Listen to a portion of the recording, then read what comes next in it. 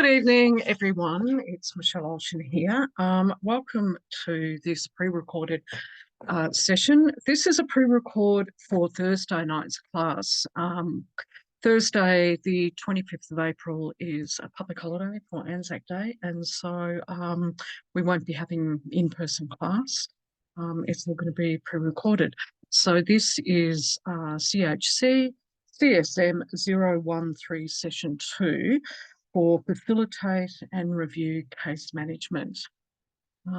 Before we begin this, though, I'm going to bring up my screen because I just wanted to follow on from the initial discussion that we had last week, which was around the role play recordings for MGT 005. And last week I did a recorded session on that with clarification around the role plays and what the requirements were. And I said that this week I would move ahead with organising schedules and moving that ahead. So that's what I've done, and I've put it into a PowerPoint, and I thought that I'd bring that up before we begin our other one. So let me get that.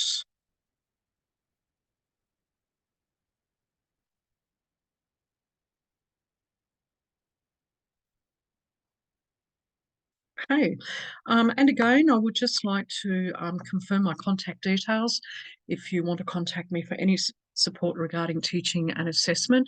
There have been a couple of issues with my calendar on Calendly and with my availability. I've been in today and tried to clear those.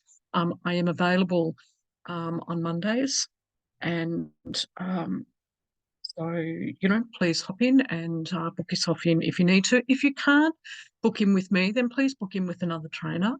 You can call Hader directly if you want to do that, or if you know of another particular trainer that you would like to connect to, then you can always book in with another trainer for some support around teaching and assessment.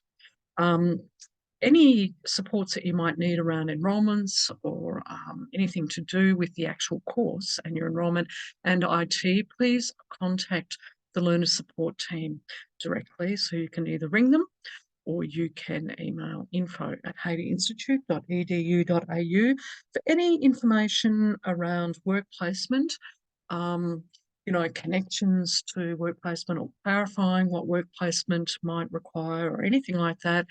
Please contact Clodagh Carmody, and her email is there, clodagh.c@haderinstitute.edu.au. Please remember that with much of the material that we discuss and talk about, a lot of the material that's covered is sensitive in nature because we work in community services with people who have a variety of different needs and different issues and complex issues that they present with. And, many of us have also experienced that in our life. So if you, it's a good idea.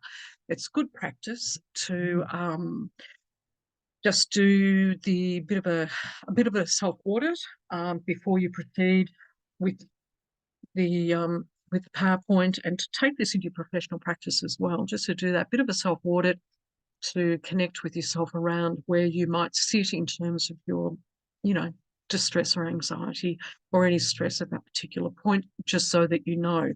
And if you do find that you're up on the high level on the scale, then here are some contact details for you if you find that you need to reach out and connect to people. So there is 13 Yarn, which is 139276, Lifeline 131114, or Beyond Blue 1300 22 46 36. The mental health line is 1800 011 511, and you can also download an app from Beyond Blue, which is called Beyond Now. So it's really important in our line of work. It does get intense at different times. There are topics that are uncomfortable. There are topics that are sensitive. They may have an impact on us depending on where we're at the time. It's really important that we are connected enough to ourselves and to our own feelings, to be able to manage our own behaviours and our reactions to feelings, and to reach out if we do find that we need some support. Okay, so I'm just going to quickly go through the MGT 005 role play schedule, and this is how I suggest we move forward now. I'm going to be extending my availability on Wednesdays between 1 and 3:30 over the next few weeks, and I'll just gauge from there with my manager around, the demand for that time to be able to do role plays. So there's two options here that I suggest to you.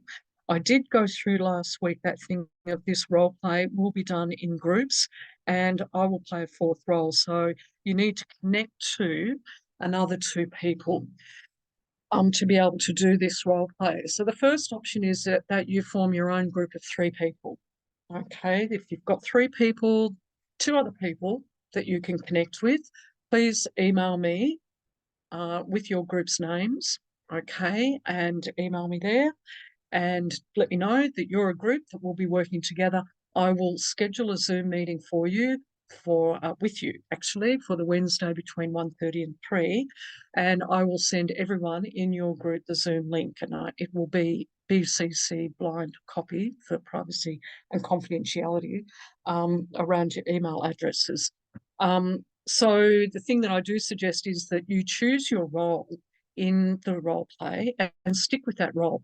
What you're going to be doing in your groups is that once you do your three role plays, then you're going to swap over.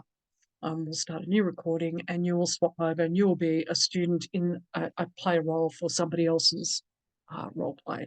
But choose the role that you're going to play and stick with it for continuity, and it just kind of makes it easier so that you can get to know the character that you're playing, and just so that it makes it easier for everyone. Sorry. Okay, sorry about that. So that's one option. All right. The second option is, because not everybody can form their own group. Not everyone is connected in the same way, and that's okay. We know that. If you can't form your own group, I'm happy to link you up with two other people. Just email me and let me know that. You can't form a group, but you're available. I'll put you together with another two people. So if you could just let me know as soon as you can so that we can get those groups formed and we can get you scheduled. So if the same thing will happen, if I get three people together, I'll join you with another two people to form a group. I'll make a Zoom session for the group of you and email you all that link at that particular time, and you can all come on board and roll out your role plays. But the same thing, if you can choose your role, your support role, your first role will be, you'll be assessed in your role as a supervisor, doing the structured debriefing and monitoring the health and well-being of your two other staff members, okay? But when you are in supporting your fellow students in the role play, just choose a character that you're going to play and stick with that. So you will be that character in the structured debriefing for somebody else. You will also be that character in the interview or the checkup around your health and well-being as well for the two other students that you're supporting. Okay, so if you can just give me some idea, if you can get onto that as soon as you can, I can start scheduling them, and give me an idea of sort of what the demand is, and we'll move ahead with those. You need to be clear, though, that, we can go through the next requirements when we kind of get there. So when I see you online, we'll go from there, and you'll have all your paperwork and everything. Please make sure that you do go through your scenario very carefully, and that you're also very clear on what sort of documentation you need to provide as part of your assessment. Because if there are other requirements that you need to submit, other documents that you need to submit as part of this assessment, it won't be able to be marked until everything is submitted. So please go through the instructions very clearly around what is required as part of that overall assessment. Make sure that you complete all those requirements, including any documentation, and submit everything along with your final role play link, which I will send to you after your role play is finished. Okay, that is all that I wanted to do around that. What we will do now is we will move on with session, the third part of this topic of facilitate and review case management. Tonight, what we're going to be looking at and discussing is diversity. So the topics we're going to be covering is diversity in our society, different kinds of diversity, what diversity in society looks like in terms of, and having a look at values, the impact of our values, and how important it is for us to really be in touch with what our values are, and how that can impact on the case management relationship and our relationship with our clients, and also looking at diversity and inclusion.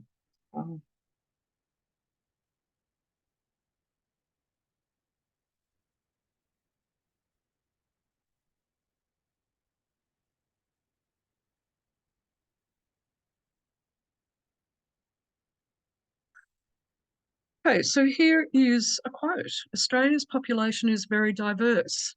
So as a case manager, it is likely that you will be working with clients with cultural, social, economic, gender, age, and other diversities.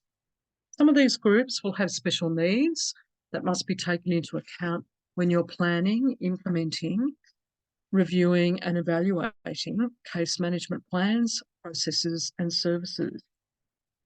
I'm going to be jumping in and out of the PowerPoint. It's a pretty good quote, I think. I think that one of the things that I would like to raise first and foremost is that for case management, what I'd like you to be aware of in the context of diversity is that there are some three growing areas around a case management approach in community services.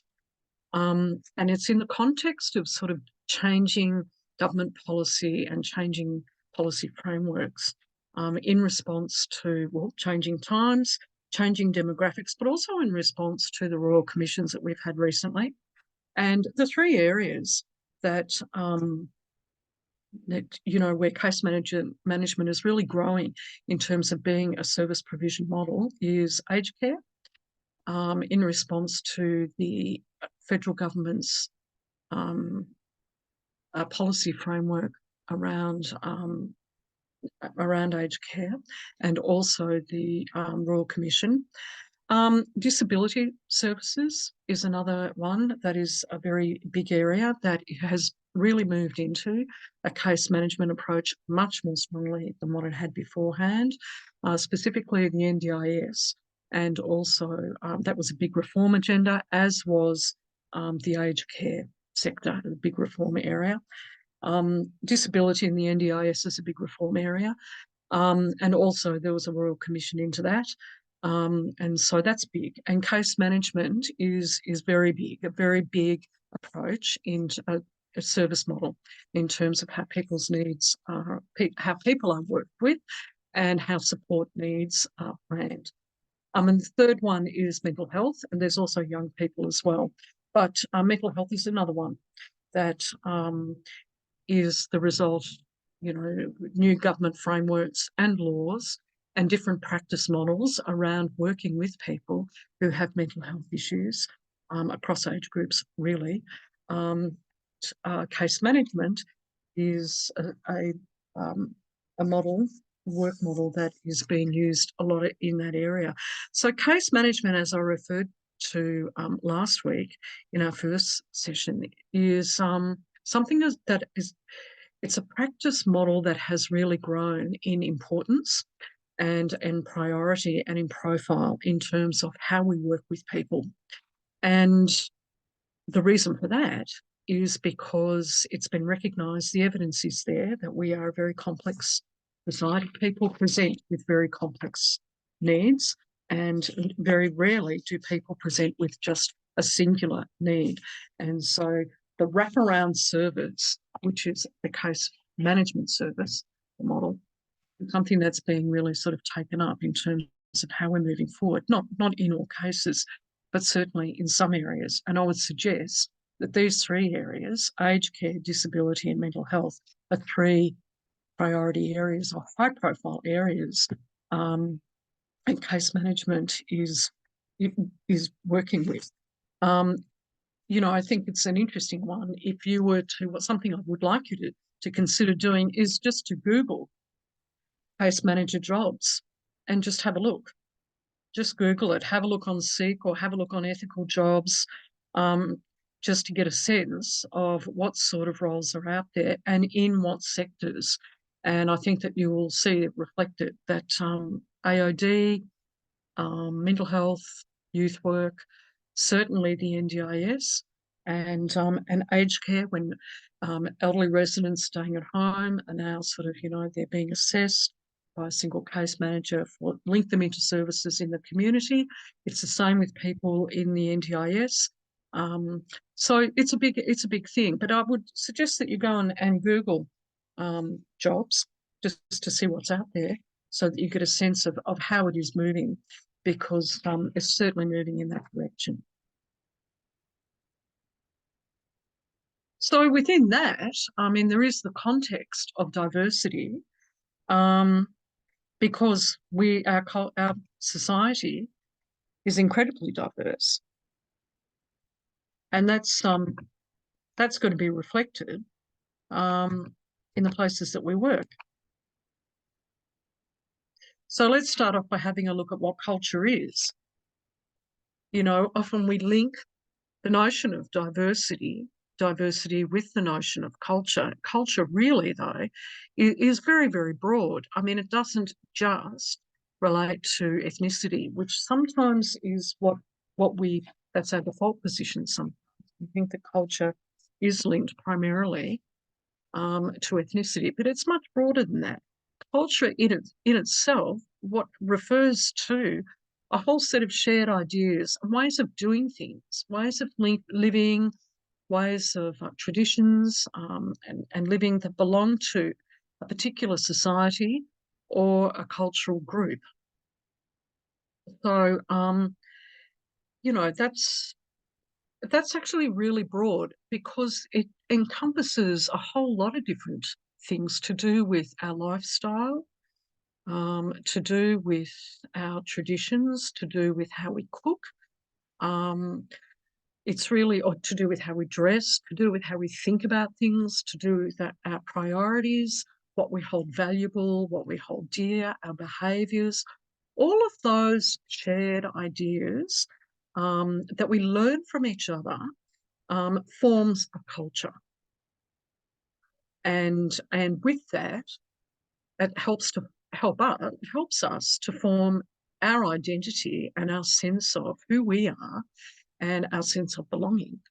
And whether we belong to that culture, sometimes things change, maybe we can move out of a particular culture, but that's another kind of thing. But essentially, it's really important for us to be aware of the kind of cultures that we belong to. And what sort of ideas we share. What are the common elements? Is there a particular look? Is there a particular way of viewing things? Is it a particular political position, or a sense of justice and what we think is right and what we think is wrong? Is it a background that we come from? Is it belonging to a particular faith and the belief systems linked to a particular faith or a particular lifestyle? So it's really important for us to have these discussions with ourselves and to consider what is the culture that we belong to? Where does it come from? What does my family culture look like? Do I share the same beliefs now as what I used to when I grew up? What are the things that still connect me to that sense of family culture, or connect me to a broader culture in our society. Where are my links? What am I linking to? So these things are really important because it's very different for everyone, but there are probably some similarities as well. If we move across to material and non-material culture, culture is, it's a mix of things. Material culture is around, artifacts and products, as it says. It's around those tangible things that you can touch and feel, right? Very tangible things that you can touch and feel. And so it can be different, be clothing, it can be that stuff around food products, it can be stuff around pictures, all of different things. So it's archaeological in that sense, our material culture are all those very tangible things that you can touch and feel and see. There are non-material elements of culture, though, which are those intangible things, or non-tangible things that we share and we teach in other ways. So it's about knowledge, values, beliefs, and ideas. And we do that through our stories, um, through the talking, our paintings. Art is a really primary way that people share culture. That can actually mix into a material culture, but not all artworks transfer. It can be songs as well. Folklore, that stuff around where you do share stories, an oral culture, where you discuss things and pass on ideas, all of that kind of stuff. So it's other ways of doing things, and I guess in another way, you can actually call that the anthropological stuff of culture. Those intangible things where culture is definitely there, where we do form culture and contribute to culture. And for, many, it's very important that we have those maintenance of cultural traditions is really important. And it does change. It's not necessarily static. But in our society, we rely on both material and non-material forms of culture to draw on, to both share our teachings, to learn, and to remember as well. And within that, there are shared elements.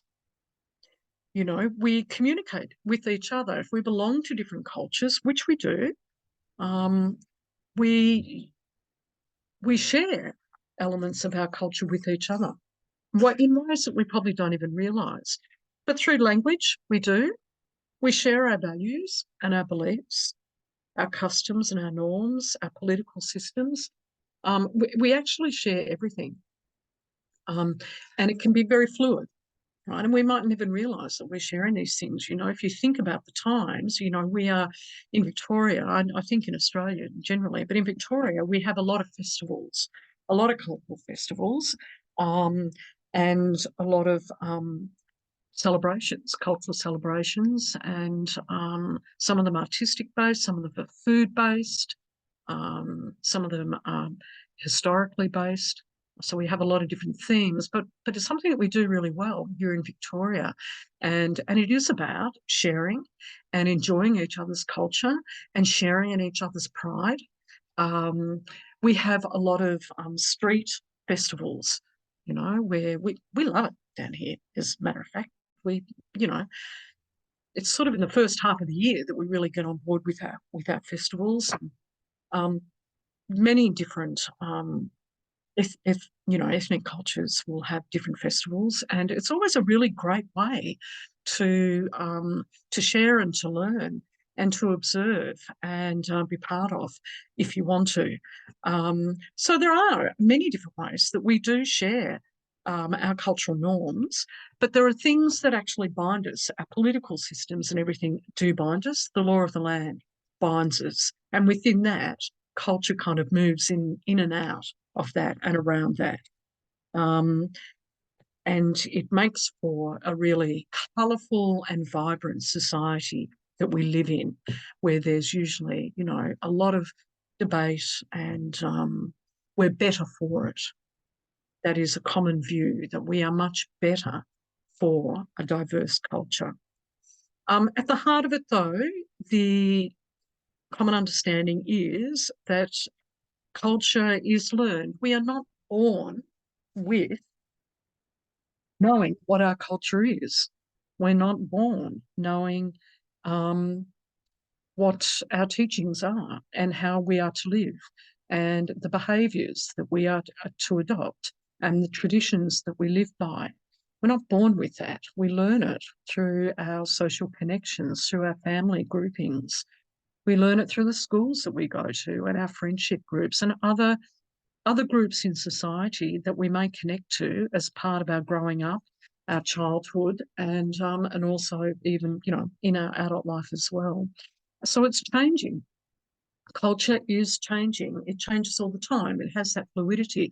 For some cultures, cultures based on ethnicity, maintenance of cultural traditions can be it is very, very important. So particularly when we have first-generation migrants who come to this country, it's very important for people to feel that sense of cultural maintenance.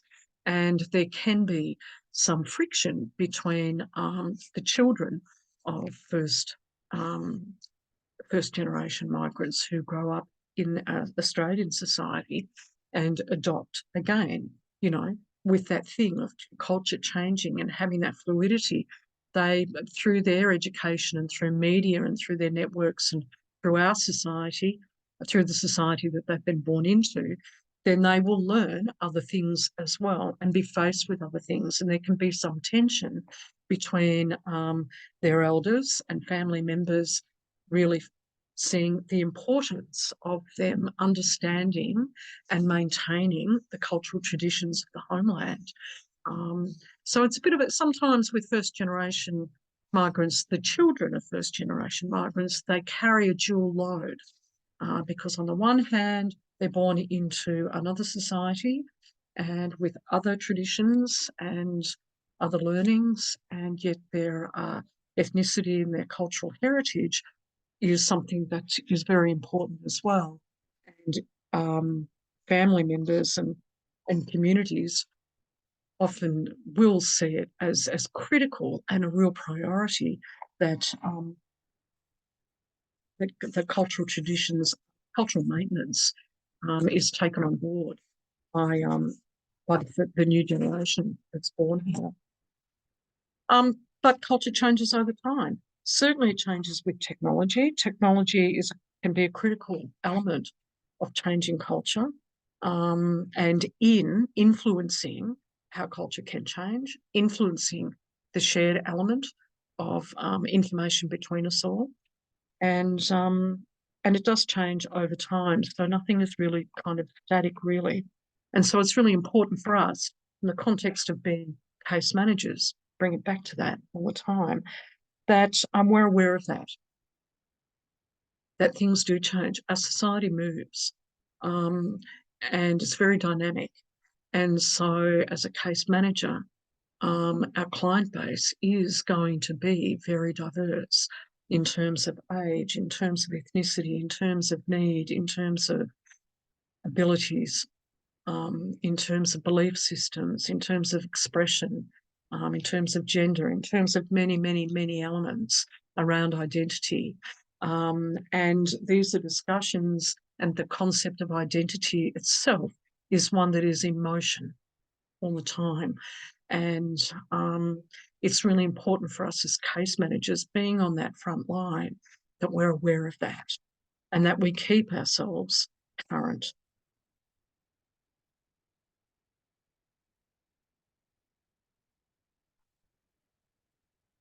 So socialisation is linked to culture because it is about all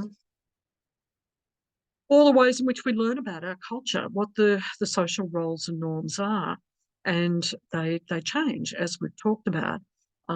As we grow up, there are a multitude of influences in our life.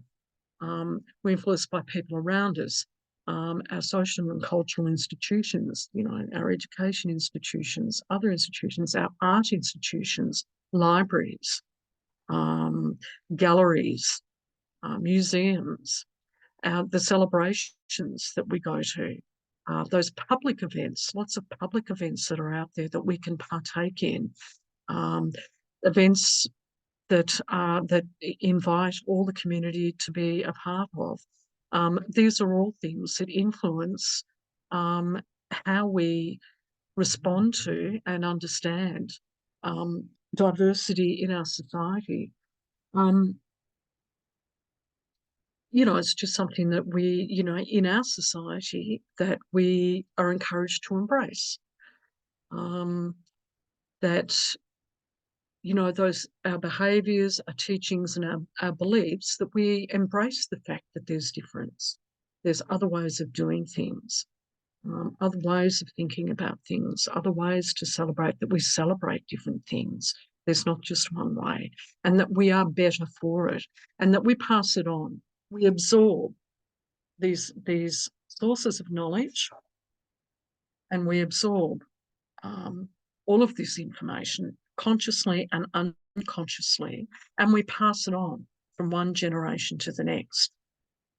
And so, if you were to think about your own life, and if you're an adult now, I suppose it doesn't matter what age you are, but if you were to think about your own life and sort of think, what I am exposed to now in my life, was it the same as what socially, is it the same as what I was exposed to as a child? What's different? Is it broader? Is it bigger? What elements in our society now, what sort of people, what sort of styles, what kind of appearances, what kind of dress codes do I see now that I might not have seen when I was a child? What am I introducing my child to now? Does the education system that my child is with, does that reflect diversity to the extent that I would like it to, or to an extent that I find interesting, to the extent that I think it's relevant or not relevant? Just thinking about those kinds of things can be a really good reflection to make, just to sort of think about those things. There are discussions, even thinking about the sort of debates and discussions that we're having in our society. And you see them on the news. The news is a primary form of information sharing that we rely on, we always have relied on.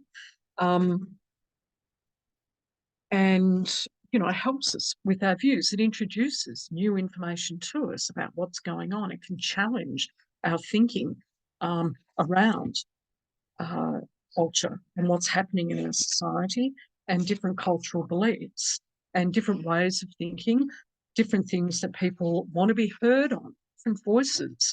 So, if we just think of the NDIS, for instance, that has been a debate over some years now around people who are connected to the NDIS and person-centred care and people's rights, and how they're to be embodied in their care plans, and how people are to be included in person-centred care around developing a care plan and a support plan with people. These things are constantly in the media, whether we're fully aware of it or not, and it helps us to consider what's changing, and to consider how we can approach things, or what things can be approached in a different kind of way. You can read up more on that in your learner guide, chapter 3.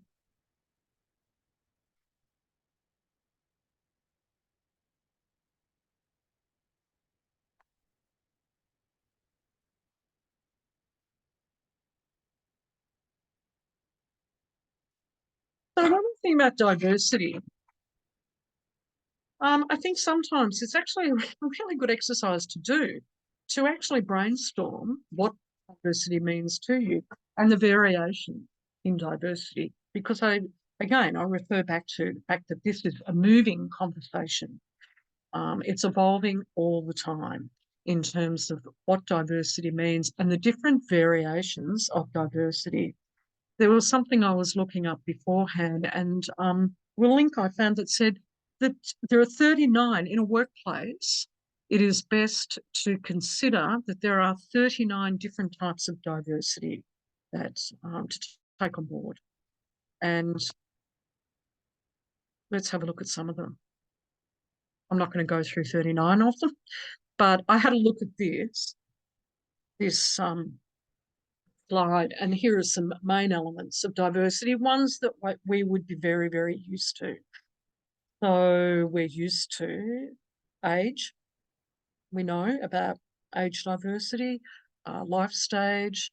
One of the things that's challenging in terms of age, I think at the moment, and will be for some time, is that we have an ageing population. The evidence is there. We have an ageing world, in fact, but just looking at Australian population, we have an ageing population. Hence, we have had a reform agenda around my aged care, which is the federal government's policy framework around the aged care sector. It used to sit with state governments, but now it doesn't. It sits with the federal government under my aged care, and it is because it's a reflection and an acknowledgement that our society is ageing and we have an ageing population. So the feds decided that they really, some years ago, they probably should get involved in some policy planning for services for the future. Now, there's debate around how well they've done that. Of course, there's always going to be debate around how politics goes, but we're not here to debate that. One of the things that I wanted to draw to your attention is that it is a sector, the aged care sector is a big one where case management has entered because there's a reform agenda around it, where the government's focus is to support people to age in place, what they say. That's what they say, age in place, which means aging at home, unless you are very high need because you have physical needs or you have a clinical condition around Alzheimer's or dementia, and you need very specialist care, and in which case you need to be put into a specialist facility which can provide that care. But by and large, what they have been doing is to reform the sector whereby your needs are assessed. You're linked to an agency through My Aged Care, and your needs are assessed and will around your needs at home, physical needs in your home to support you to stay safe at home, whether you need service supports around the provision of meals or transport to get out and about or to do some shopping or social activities, whether you need occupational therapy support, whether you need mobility supports at home around safety, grab rails, handrails, shower chairs, all of that kind of stuff. So the focus is to support people as they age, to stay in their home for as long as possible, because the feeling is that, the evidence is that people generally are more comfortable there, and it's their familiar environment. They have a greater sense of comfort and emotional connection, and so they're going to be happier there. And if we could provide those supports to support them as their needs change, then that's really great. And that's where it's going to. So case management is an approach that has entered the aged care sector. And so there are assessors who will come out and they will do an assessment, and then they will try and wrap the services around you. It's what we call the wraparound service. And they will do a case management plan. Okay, it's the same with disabilities and the NDIS, right? So these are the sectors that I want to draw to your attention, because I think that they're big ones. Aged care sector, NDIS, mental health, and also young people to some extent as well. But in terms of diversity, these are some fairly generic diverse groupings: gender, social factors, ethnicity, subcultures. By subcultures, well, that could be pretty much anything that comes to your mind. But really, there's many, many more variations around diversity. And, some things that come to my mind, it can be a good idea for you just to do a bit of a check for yourself and write down, just do that bit of a brainstorm yourself. What sort of diverse groups do I know of? What sort of variations do I know of? There are different family groupings. So we've got a much broader diversity acknowledged anyway. It might have always been there, but it wasn't socially acknowledged. And this links to the previous slide that I had up, which was around socialisation and learning and culture, that different family groupings is now, much more accommodated, much better, and celebrated in a much more positive way now. So family groupings are much more diverse. We have same-sex families. We have families where, intergenerational families. We have families where children are raised by grandparents because of family situations, because of culture, ethnicity and culture, um, parental different kinds of parental diversity. Again, same-sex families, parental diversity.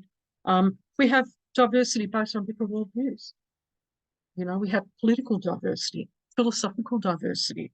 We have groups in our society, and this you might think would be relevant to subcultures where there are groups that will meet around a particular worldview or a particular philosophical position, or a particular interest, whatever it is, art, literature, what have you, whatever it is, walking groups, those sorts of things, anything. We have diversity based on socioeconomic indicators. Language and linguistics, people do not necessarily speak in the same way, even if, people might have come from, well, we know there's different dialects, for instance, in our different language groups, and the way that people speak as well can actually be seen or be interpreted as being part of diversity, because people can attach a value, positive or negative, or a stereotype to the ways in which people might speak or might express themselves. They might make assumptions around, where somebody might come from, or their level of education. These are all elements or a variation of diversity. Gender is linked here as being diverse. We know that, but within gender, there's a lot of other elements too. Gender expression. So how people express their gender and their gender identity and their sexuality, all of that are considered to be variations of diversity. We have diversity around skills base that people bring and have. And that's a huge thing in our society, the different sorts of skills that people bring, and the different kinds of knowledge, and what knowledge actually is. What does knowledge mean? What does intelligence mean? So we have different kinds of understandings around diversity with intelligence. You can have formal intelligence, which is academic.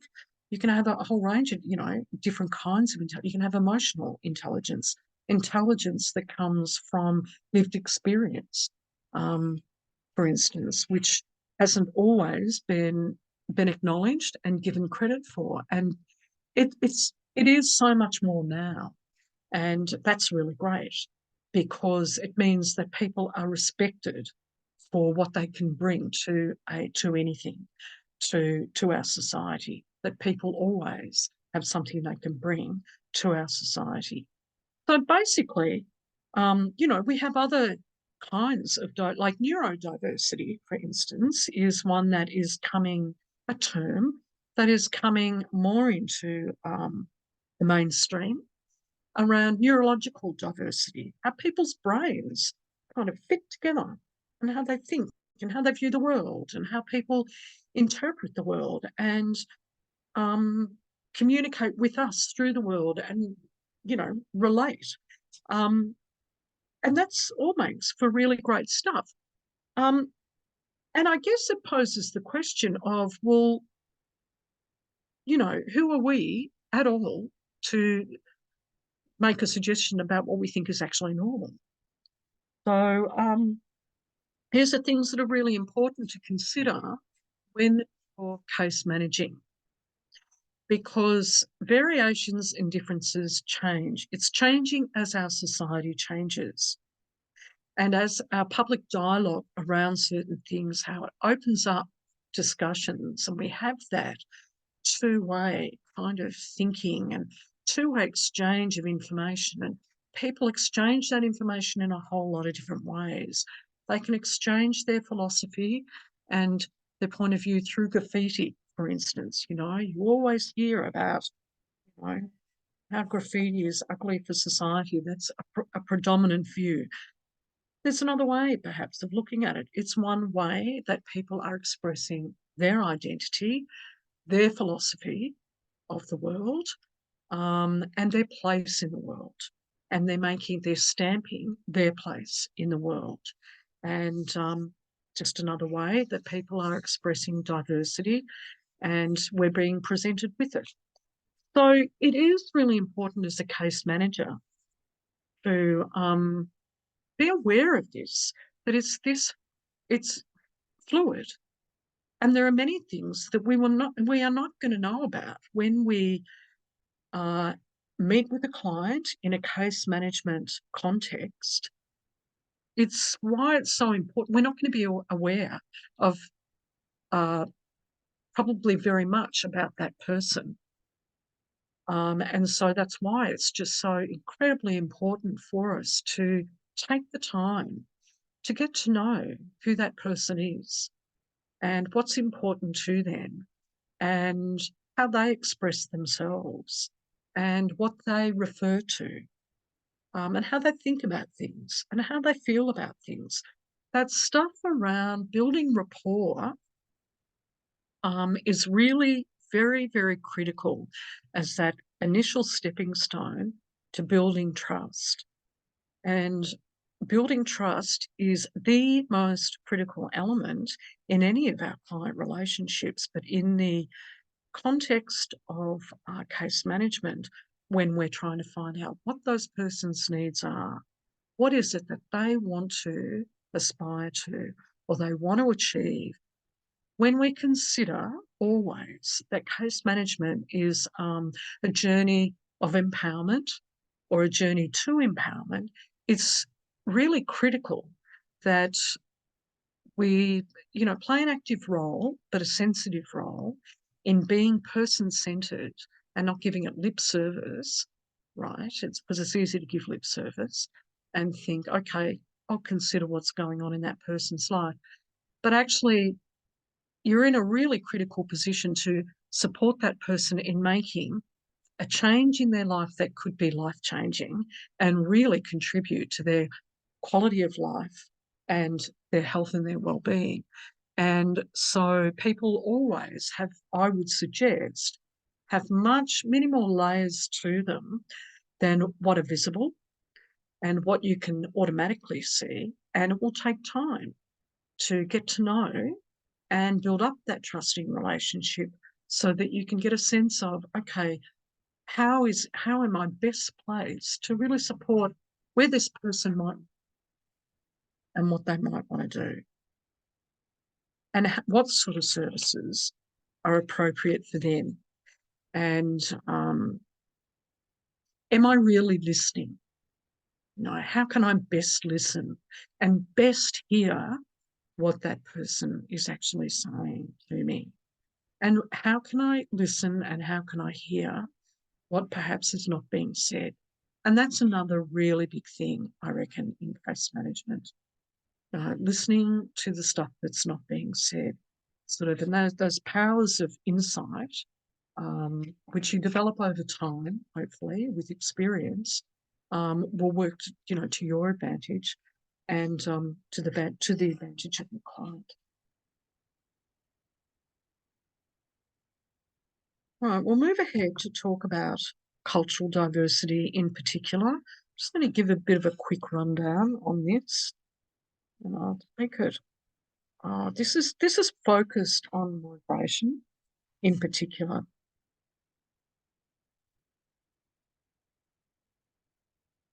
Well, I'm going to go back now. Sorry about that.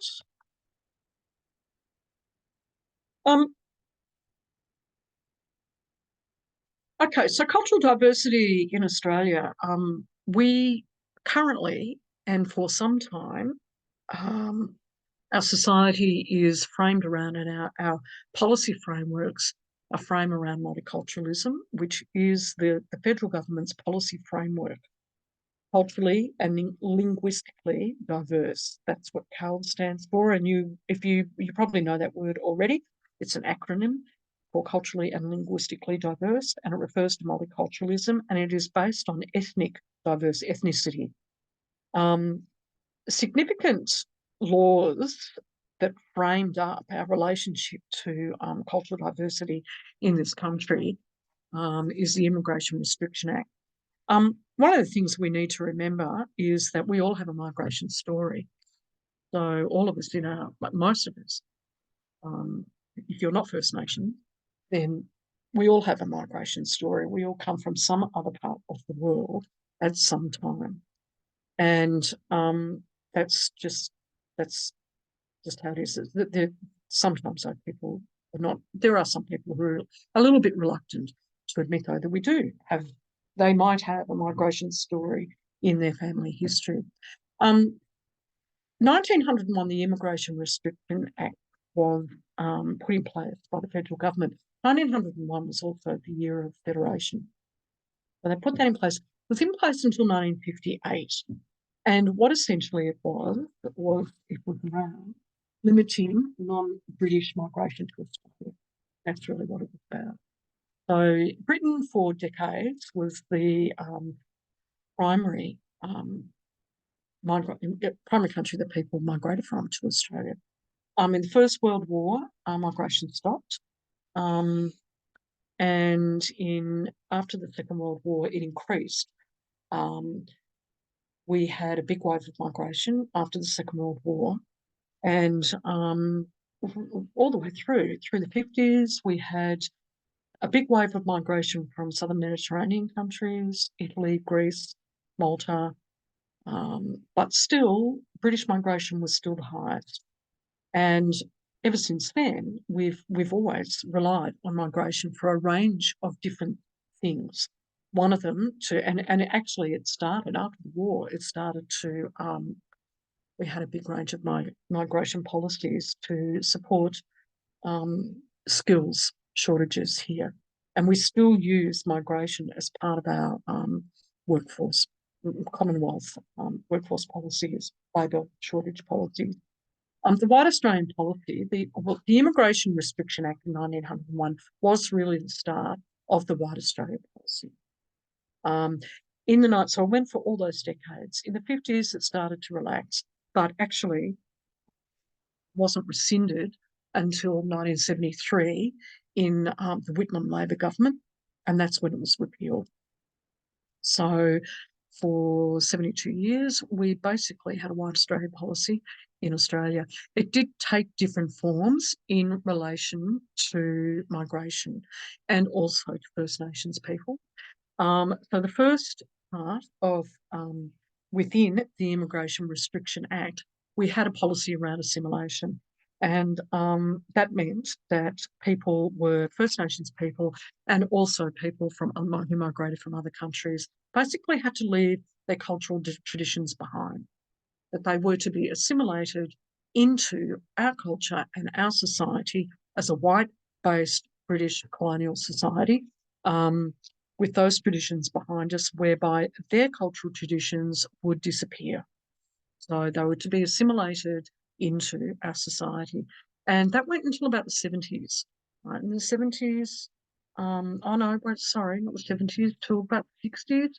The 60s, about 1965, that changed to a policy framework around integration.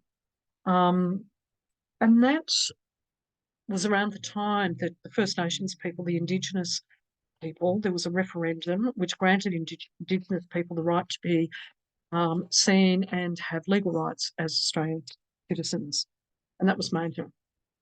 And so integration correlated with that time for First Nations people and also for new settling migrants from other countries, whereby people were able to express their own traditions, express their own culture, maintain their own culture in their own time. But the primary dominant culture was still Western-based and Anglo-Saxon. And so there was this sense, it was like a parallel kind of thing. And then in the 70s, no, in the 90s, I'm sorry, we changed to multiculturalism. And multiculturalism was around people different cultures. You know, it was around cultural maintenance and people being able to express their culture, their traditions, their celebrations, their values, their beliefs, their faiths, in an environment of safety and an environment of celebration. And so people were allowed to do that, and that was encouraged. For First Nations, it actually coincided with reconciliation, and the reconciliation movement that came about at the same time. Basically, that's what it looks like in terms of our diversity, which is what we referred to the Immigration Restriction Act, 1901. First World War, migration stopped because of the war. After World War II, increase in migration continuing. And white Australian policy went, well, it was quite strong in the 50s, and it was repealed in 1973. It's important to realise that community services as a sector support the principles of multiculturalism in every way. So this is something that's embedded in our work, and it's something that you really need to be aware of. So there is an SBS video, which I'd encourage you to have a look at. This is a YouTube link here, and you can just jot it down, put it into your browser, and the SBS video is Who Are Aboriginal and Torres Strait Islanders?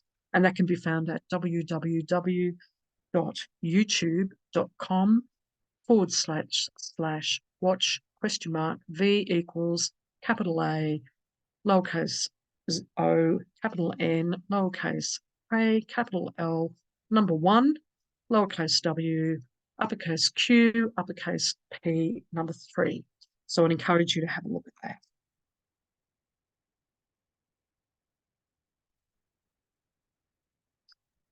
What we're going to be looking at now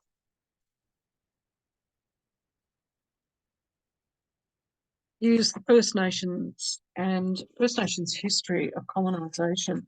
And it's really important for us to have a look at this and to cover this in the context of diversity, naturally, because, Aboriginal people were the first people of the land.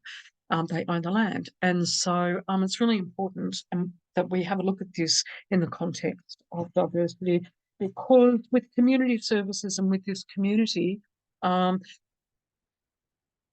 services need to be provided to this community because of the impact and the effect of colonisation. Okay, so this is a timeline. Colonisation occurred due to invasion. It's really important to understand the history between First Nations and non-First Nations people, because of the significant impact on, on their society and how they perceive with our community, how they perceive and engage with our community services, because there's a difference there. There has been some push and some preference for First Nations people to have their own run, be in charge of their own health and community services for their own community, because there's a lack of trust and connection and a lack of engagement with the general sector, with the community services sector as well. So the land was taken over by the British on the premise that British culture was superior, and that was 1788 to 1890. And from 1890s to the 1950s, for all that time, laws were enacted to control First Nations people by segregation and confinement to missions. And that was for a long period of time.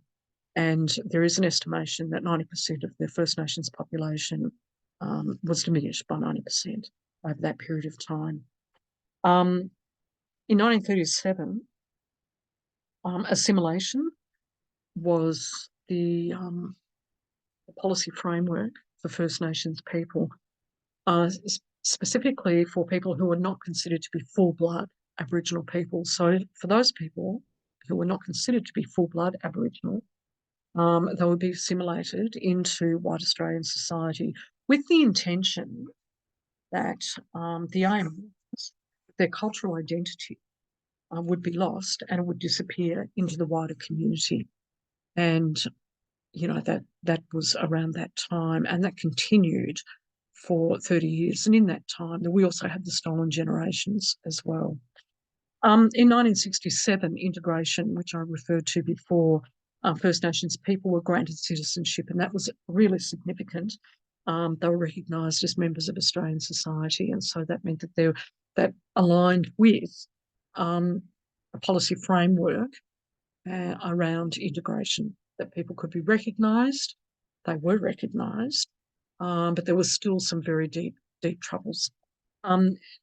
1990s was reconciliation emerged as the policy framework and the government direction around our relationships to the First Nations community.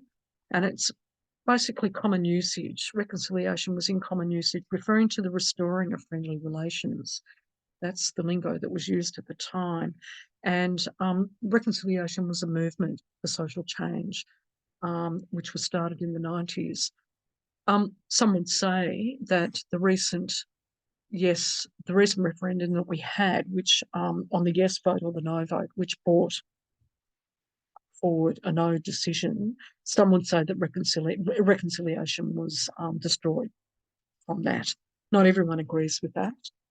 Certainly there are people who do think that that was the end of reconciliation and the reconciliation framework as we knew it with governments and successive governments of the day, and that basically we needed to go back to the drawing board.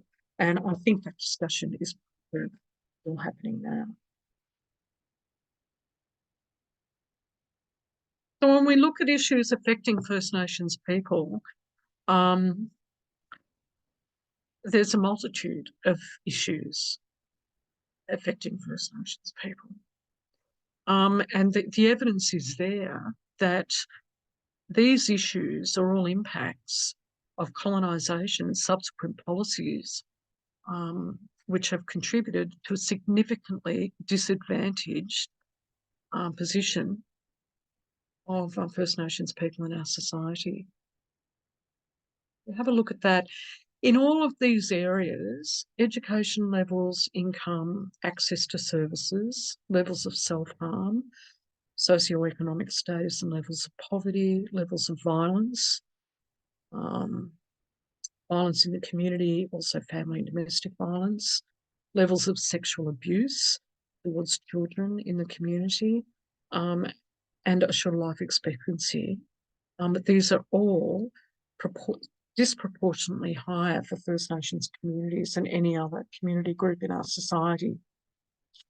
Overall, First Nations people have a shorter life expectancy to about 20 years, approximately 20 years difference between the life expectancy of First Nations people and non-First Nations people.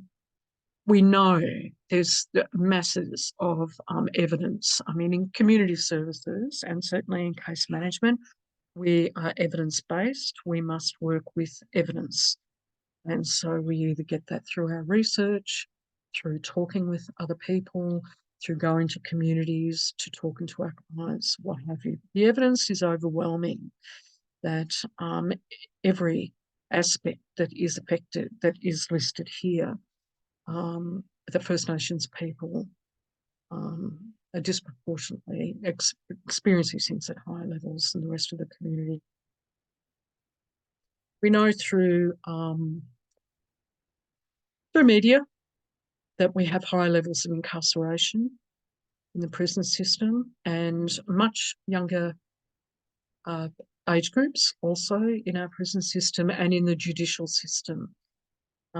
We have much higher levels of self-harm and AOD abuse, much higher rates of suicide. Suicide rates amongst young people have been noted by United Nations.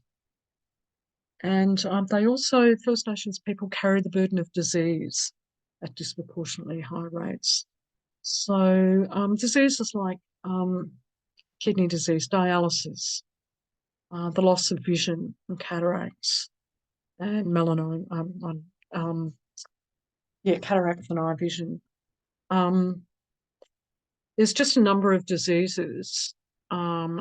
Diabetes is another one that affects First Nations people at disproportionately high rates to the rest of the community.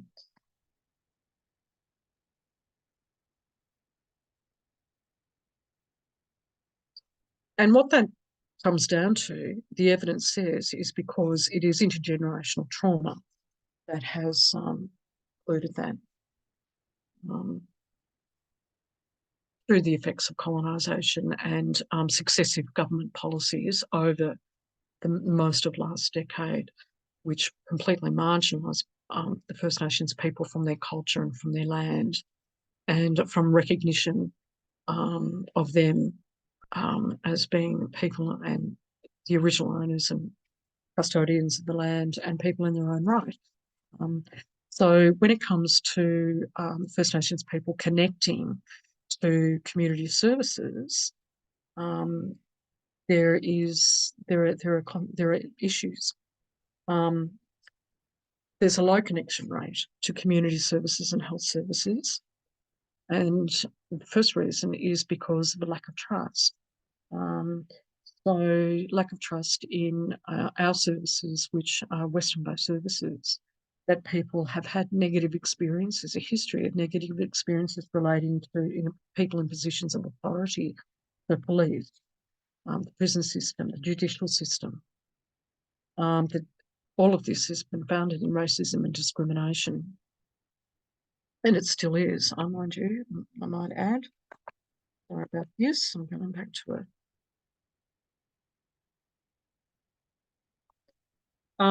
That services essentially have not been, and perhaps still are not designed or delivered in culturally appropriate ways. So they're biased towards a Western model of care, a Western model of understanding around health and wellbeing, Western models of service delivery and treatments, and what wellness actually means. So they're not designed or delivered to accommodate and support and reflect culturally appropriate ways. Lack of recognition, that links to a lack of recognition around cultural difference. So, our services have not been accommodating of their needs and culture. And negative perception of the First Nations community, therefore, understandably, have a history of negative perceptions towards service providers and organisations because they have felt, generally speaking, they have not been understood, they haven't been accommodated, they have not felt culturally safe, that there hasn't been a reflection of cultural safety and interest and support on their terms, and an understanding of the journey that they have been on. And so there's negative perceptions around that. And also we've had competing priorities between First Nations way of life beliefs and traditions and our own. And so the money from government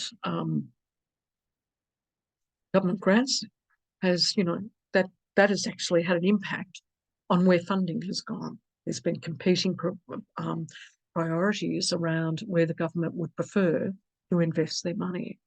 And so there's been, dissatisfaction around that and discrimination around that as well. There's also geographical barriers between rural and remote areas and urban areas.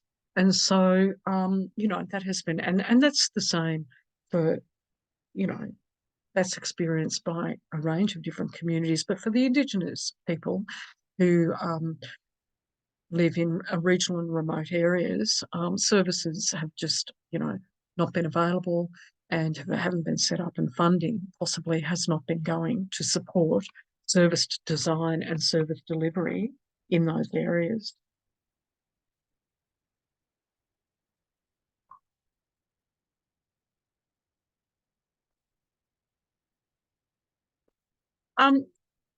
So what you could do as part of your study is to discuss the case study in section 3.1 of your learner guide and think about the barriers.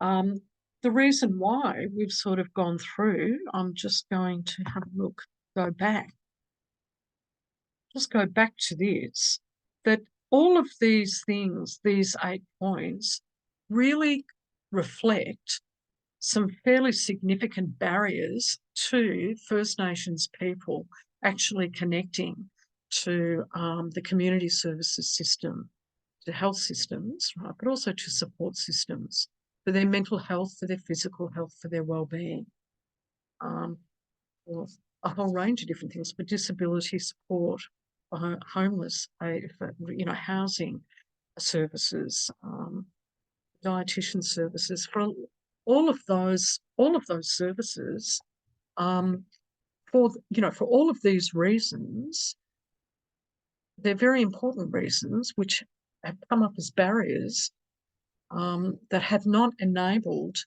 the First Nations people to access, that have been significant barriers for the First Nations people to access our support system.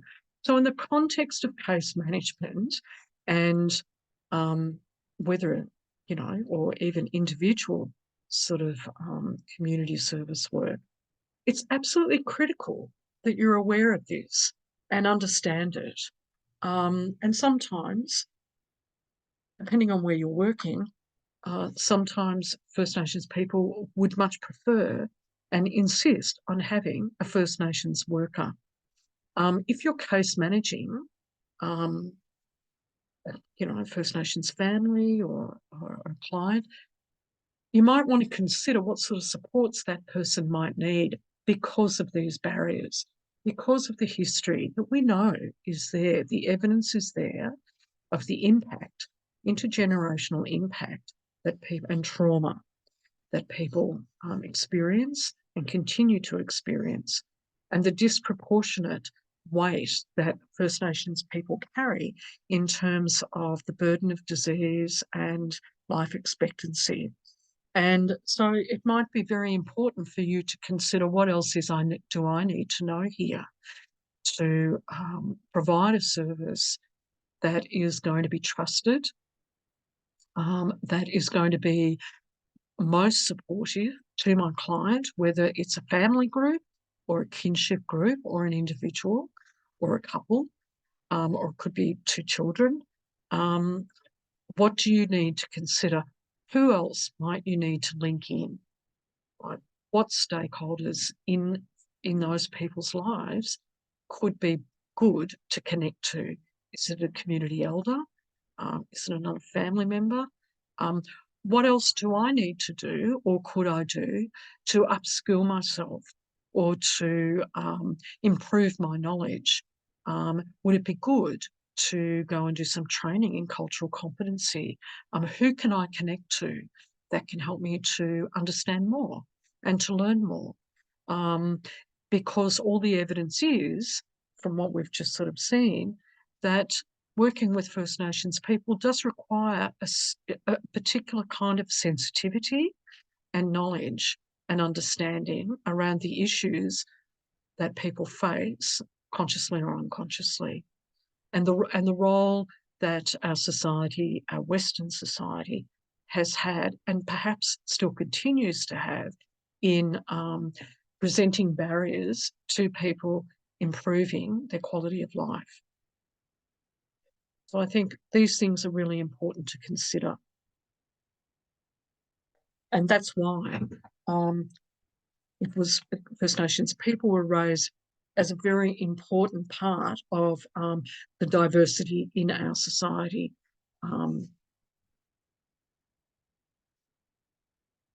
As well as other variations around diversity.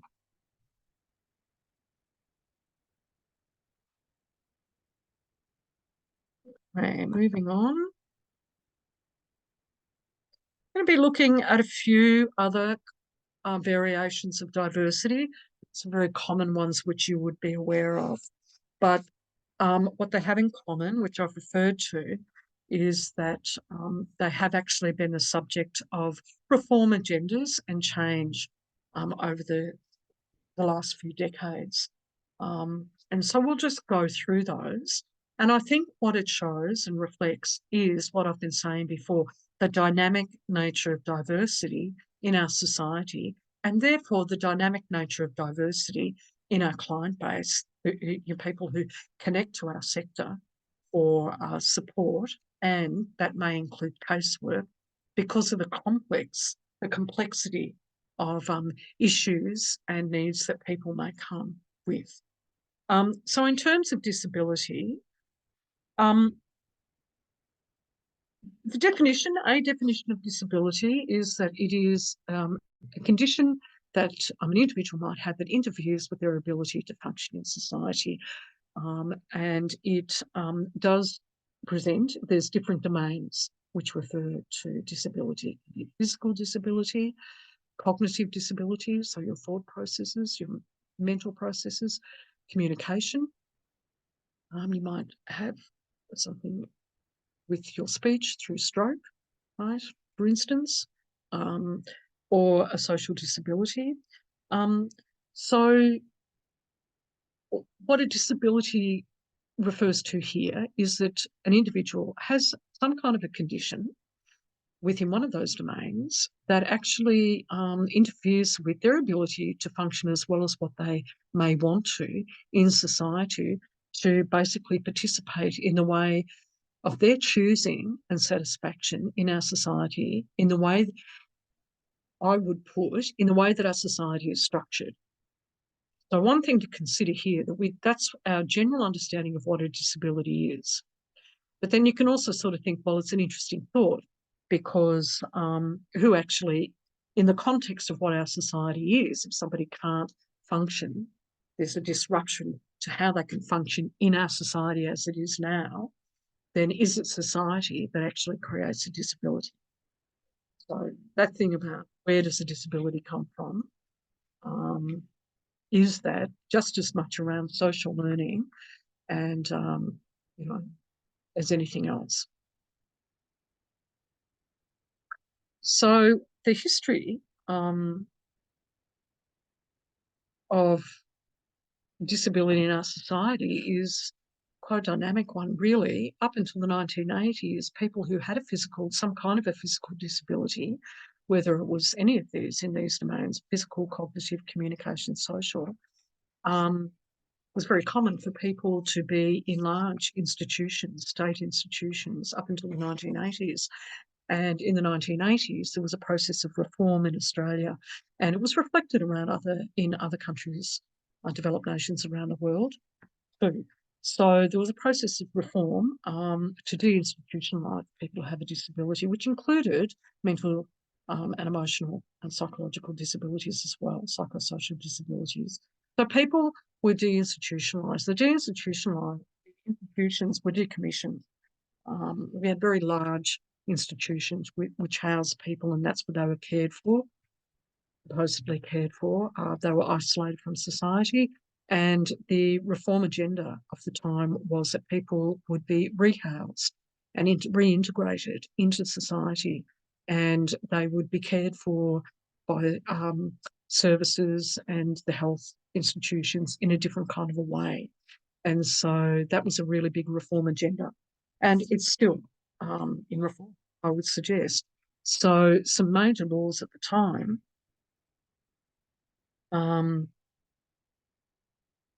was major ones were the Disability Services Act of 1986 was a really big reform law, and also, of course, the NDIS, which was enacted in 2013. And the NDI, the Disability Services Act 1986 was really significant because from that emerged the notion that people did have rights. So people with a disability did have rights, that their care and the services that were provided to them, the concept of human rights needed to be applied. And so that was a really significant shift. In 2013 with the NDIS, though, that was a significant reform too, major actually, where people were given money. The money was shifted to the hands of the individuals who to identify and purchase services of their own choosing, which was based on an assessment of needs. And that was a major shift. Now, it's been a rough road by the sound of it, but essentially the heart of the NDIS, which was to give that decision-making power to the client, that has retained. What's actually grown, though, around that is the case management part. So people are being managed by a case manager with the allocation that they have or towards receiving an allocation of money so that they can get on the GIS plan, which suits their needs. And that case management process takes the form that we've been discussing, where, individually you would meet a person and discuss with them what their needs and what their goals are, what their preferences are, what their aspirations are, what sort of services do they want and need to be linked into their life according to what they identify and what they prefer. And then those services would wrap around them. And that's the heart of it. So it's moving away from, a deficit model where, services are decided by an agency, by the experts, by workers. They decide what services a person would be allocated, depending on what their needs were, usually based on a deficit model. It's shifted towards focusing on supports for a person, what they may need to enable them and to empower them to participate in community more in the way that is satisfactory to them. So this is a rights-based model and it's a strengths-based model. Whereas beforehand, it was a needs-based model and a deficit-based model. So that's where the reform is. So the money is reallocated. Theoretically, this is how it's supposed to happen. Money is reallocated to the individual, and a case manager is attached to an individual through an agency that they're choosing to work out with the individual what supports they may need. And the aim is what supports and interests they have. And the aim is to support them in order to participate in society in the way that they choose, that is going to be empowering and satisfying for them. And so that's a really significant change. And that's where case management has, there's been a real growth in case management in the disability sector. Other diversities to consider is gender. When we look at gender diversity, I mean, that's a very, again, a very current one in terms of being much more fluid and open now in our society. The discussions that we have. There's a wide range of variations around gender diversity. Gender and sexuality can be viewed as a spectrum to incorporate fluidity of identity and expression. So it's not just binary anymore. And so with that, we see the acronym LGBTIQ+. So that represents, and this is changing. So, lesbian, gay, bisexual, transsexual, intersex, queer, and other. So there's a section there, and other, meaning it's accommodating an identity that probably isn't named that somebody might relate to or might prefer, an identity of somebody's preference. That is, that people do not want. Could be asexual, for instance. So there's a wide range of variations in gender diversity. They're legally recognised. So they're protected, people's gender and their sexuality, however people want to identify, is protected under anti-discrimination law and also with the marriage equality law as well. And, the marriage equality law, as you know, I recall, came into being maybe 5 years ago. Really significant law. So that's another area of major diversity in our society, and which has undergone a lot of change. Homelessness is another area. We know that people come with complex needs.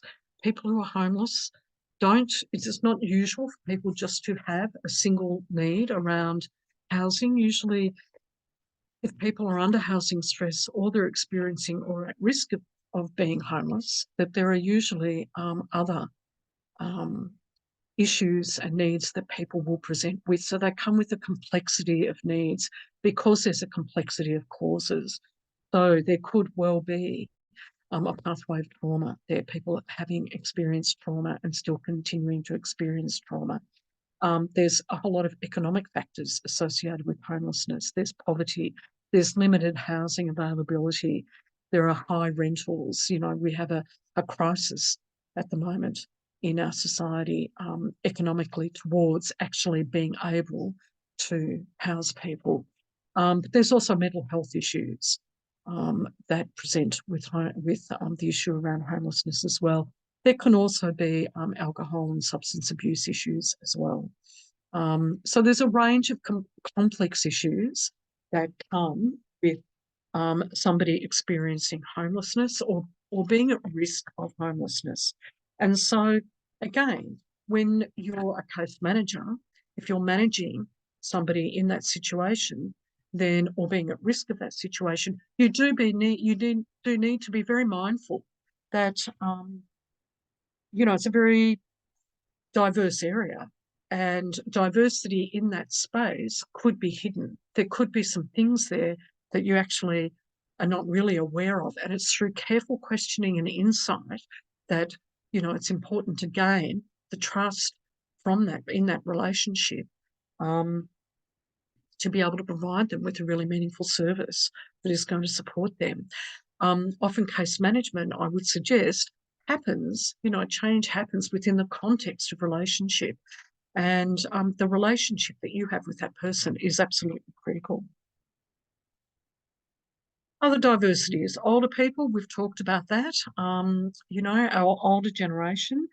The thing with older people is that people's abilities, their social status, their functioning and their service needs do change, and they can change quite quickly as people age. So you don't just hit 65, and even though you might be you're not 67, for instance, you might be eligible for the aged care pension. That doesn't necessarily mean that the abilities, the functioning, the social status, and the needs that you had at that stage are going to be the same in 5 years. So things can change quite quickly for people who, as they age. And I would suggest, well, I know, for instance, that sometimes assessments are done on an annual basis with people as part of a case management plan, at least an annual basis, precisely to check in with people's needs, recognising that their abilities, their function and their service needs do change. It's really interesting to consider, though, the role of social status with older people, because that does impact on people's self-esteem, on people feeling socially isolated, people feeling like they're overlooked, that they're forgotten about, and they no longer have a role or a visible presence in society. And that's a really significant reality for many people who are aging out. Children and young people, one of the things that you need to be really aware of with children and young people is that there's a particular vulnerability for this developmental stage of people's life, that you do need, as a case manager, you need to be very aware, I would suggest, and look into it if you need to, that around the things that can have direct impact on the development of that young person or that child. So the development, their psychological development, their emotional development, their development of their health development, and their future pathways. So this is where the vulnerability of this particular life stage is really critical for you to be aware of and to tread very carefully. And because, you know, many things, I mean, everything we say and do has an impact on a child and a young person. That's my view anyway. So with some situations where children and young people are facing poverty and disadvantage, the impacts of family breakdown and the circumstances under which that breakdown might occur, the circumstances that children and young people might witness, whether there, you know, is family violence involved, whether, you know, all of a sudden their family life is plunged into poverty because of separation. That is very common. You know, perhaps people are faced, you know, families, young children and young people and children are faced with homelessness or pending homelessness or at risk of homelessness if due to family breakdown. All of that kind of stuff does have a direct impact on the stability in their life and their associated development. So there's schooling, there's friendship groups, the social networks, those things. They say it takes a village to raise a child. Those things that help to form the foundations and growing them strong and growing them deep. Those things can be really impacted on, you know, through family breakdown, poverty, disadvantage, unemployment, cycles of unemployment, heading into the welfare system. It can be very difficult to get out of the welfare system, to crack that for young people sometimes. We do also know that there is child abuse and neglect. That is a problem in our society. We do have, so I mean, all of those things do impact on the health of our young people and our children and their future pathways in our society around their development issues.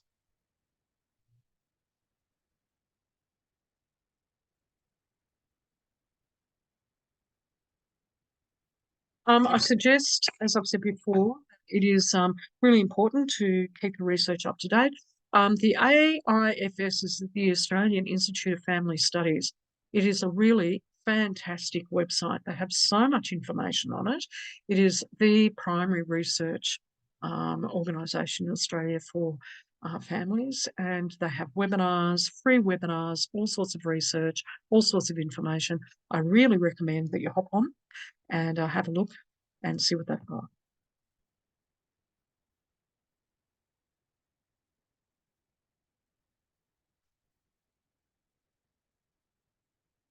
So basically, sort of just trying to wrap this up. With that whole big thing around, you know, when we really sort of dig deep and unpack that stuff around diversity and what diversity really looks like in our society, and, you know, how we sort of, you know, sometimes it's just the tip of the iceberg, you know, we really need to consider what our own values are. And it's really important for us to know yourself. You know, where do your values come from? Considering that all of the clients that we will connect with, without a doubt, are going to have a variety of different value systems, different belief systems, different backgrounds. Their journeys to you will be varied.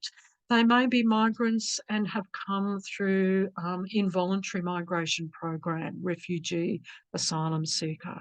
They, may have a terrible history from their home country, coming from civil war societies. That's just one example. I mean, they could be, you might be working in the aged care sector in the end doing case management for elderly people. They will come with an incredible life experience. You may be working in the school system as a welfare or a community worker and connect with young people within that system.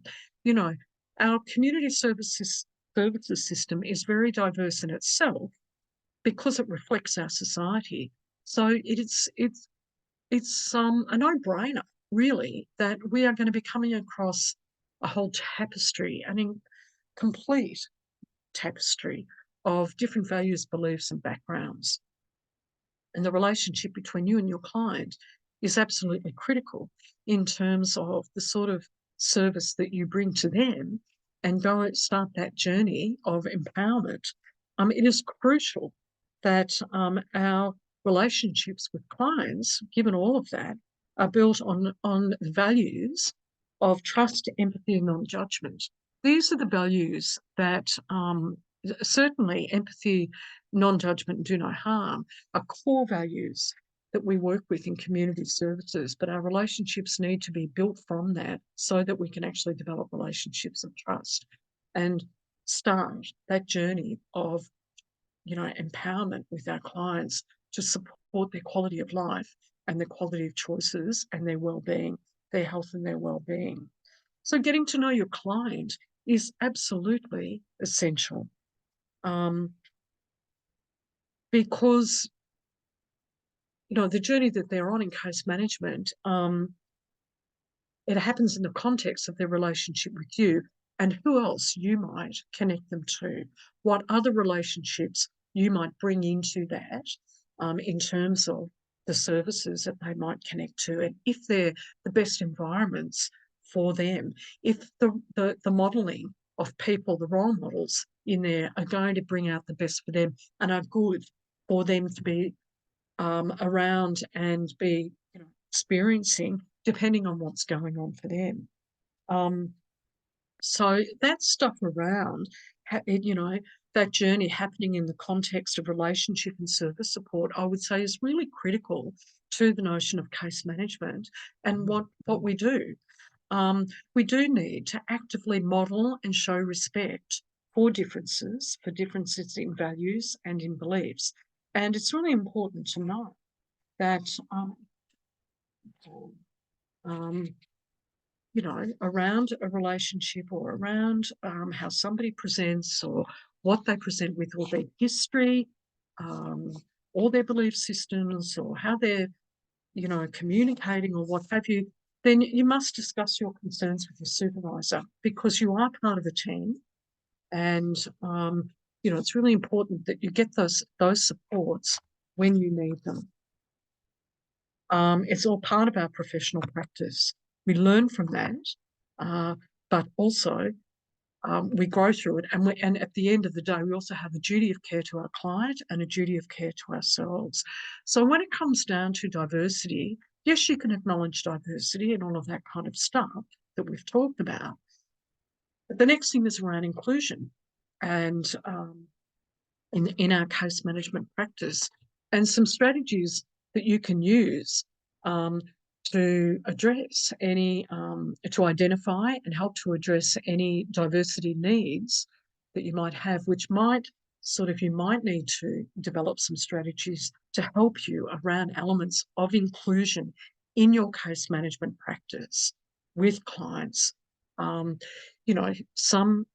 Some strategies include developing your skills in cultural competence. You can get training in cultural competence, and it's a good thing to do.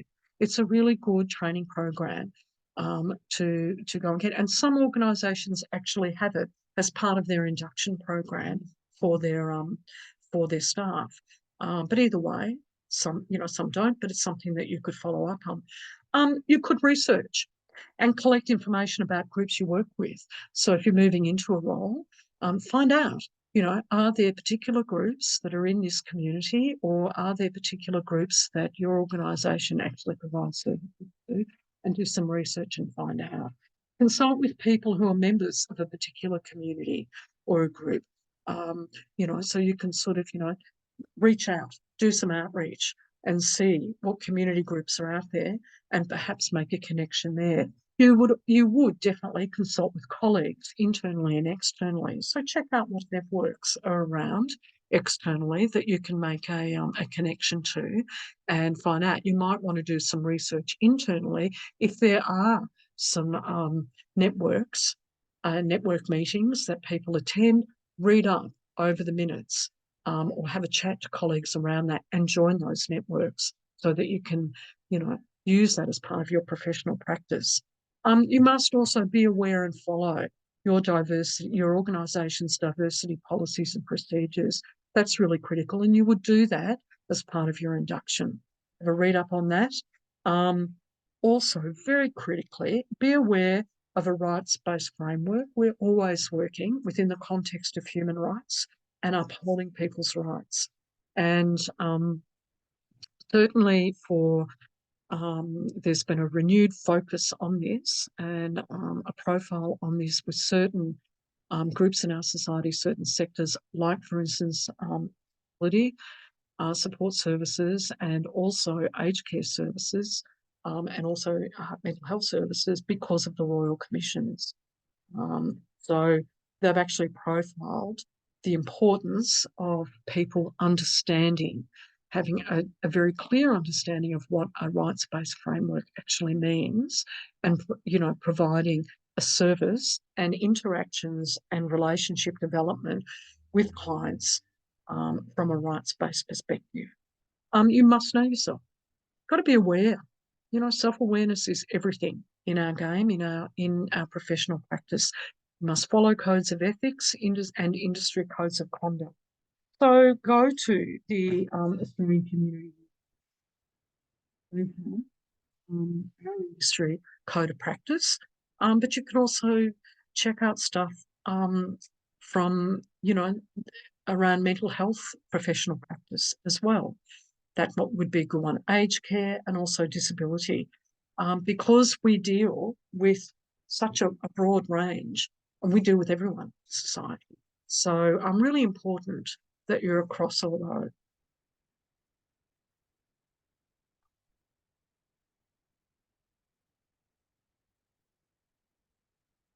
So the last thing is you might want to read up on the case scenario of Janice in section 3.4 of your learner guide, if you would find it helpful to do that, just to have a bit of a practice for that role play with you as a case manager. You might find that a helpful thing to do. But for now,